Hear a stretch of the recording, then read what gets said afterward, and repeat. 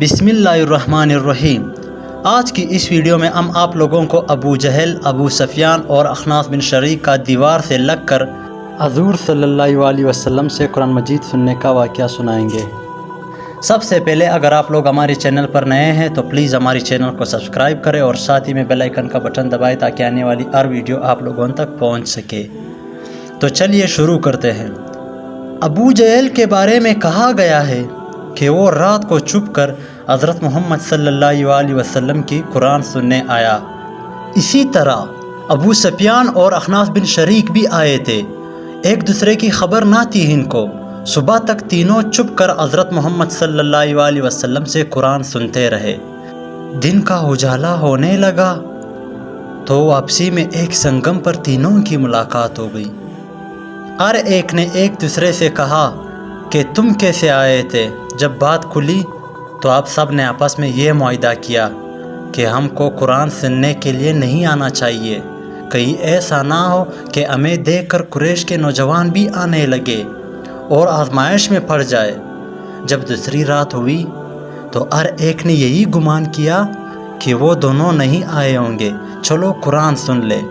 غرض یہ کہ صبح کے قریب تینوں کا سنگم ہوا اور خلاف معاہدہ ہونے پر ایک دوسرے کو ملامت کرنے لگے اور دوبارہ معاہدہ کر لیا کہ اب نہیں جائیں گے۔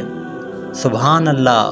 قرآن اور وہ بھی رسول صلی اللہ علیہ وسلم کی زبان مبارک سے، بھلا ان کو کب سونے دیتا تھا؟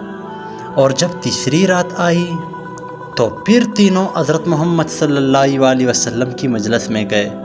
پھر صبح کے وقت معاہدہ کر لیا کہ آئندہ سے تو ہرگز نہیں آئیں گے۔ اب اخنس بن شریک ابو سفیان بن حرب کے پاس آیا اور کہنے لگا، تمہاری کیا رائے ہے؟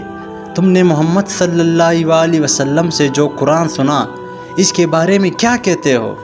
ابو سفیان کہنے لگا کہ میں نے جو باتیں سنی ہیں ان کو خوب پہچانتا ہوں اور اس کا جو مطلب ہے اس کو بھی جانتا ہوں، لیکن بعض ایسی باتیں سنی ہیں جن کا مقصد اور معنی نہ سمجھ سکا۔ تو اخنس نے کہا، میری بھی یہی حالت ہے۔ پھر اخنس وہاں سے چل کر ابو جہل کے پاس آیا اور کہنے لگا، اے ابو جہل، محمد صلی اللہ علیہ وسلم سے جو کچھ سنا تمہارے اس بارے میں کیا رائے ہے اور تم نے کیا سنا ہے؟ تو ابو جہل نے کہا، ہم اور بنو عبد مناف مقام شرف کے حاصل کرنے میں ہمیشہ دست و گریباں رہے ہیں۔ انہوں نے دعوتیں کی تو ہم نے بھی کی، انہوں نے خیر و سخاوت کی ہے تو ہم نے بھی کی، حتیٰ کہ ہم تو پاؤں جوڑے بیٹھے رہے۔ اور وہ کہنے لگے کہ ہمارے پاس اللہ کا ایک پیغمبر ہے، اس پر آسمان سے وحی اترتی ہے، تو اب ہم یہ بات کہاں سے لائے؟ ہم اس پر ایمان نہیں لائیں گے اور اس کی پیغمبری کی تصدیق نہیں کریں گے۔